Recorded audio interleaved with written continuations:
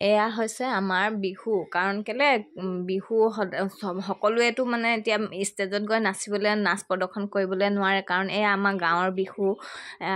সকলোৱে মানে নিজৰ ঘৰৰ কাম বন আজৰি কৰি মেলি আহি বোৱাৰীসকলকো এটা ফূৰ্তি কৰিবলৈ মন যায় সেয়া বোৱাৰীসকল ওলাই আহিছে এয়া ঘৰে ঘৰে বিহু হুঁচৰি নাচিছে আৰু মন মানে সকলোৰে মন বিহু বতৰত নাচিবলৈ মন যায় ন তেনেকৈ নাচি ফুৰিছে মামীও আহিলেহে লগতে সমানে এয়া তামোল দিছে সকলোৰে মানে উৎসাহ আৰু সকলোৱে নাচিবলৈ মই কিন্তু মা ঘৰলৈ ফুৰিবহে আহিছিলোঁ এয়া বিহু দেখি পেলাই ময়ো এটা সৰুকৈ ক্লিপ লৈ ল'লোঁ আৰু